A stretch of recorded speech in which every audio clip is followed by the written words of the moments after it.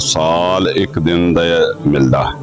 माशाल्लाह, एक रोज़ा रखेंगे तो 1 साल के बराबर सवाब मिलेगा।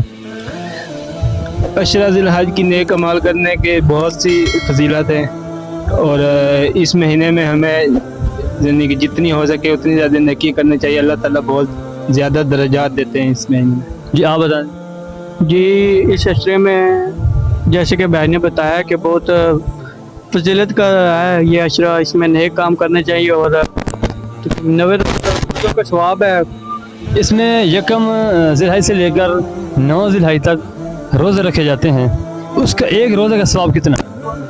तकरीबन 90 रोज़ों का सवाब है। एक रोज़े का सवाब कितना है? इसका नहीं है हमें।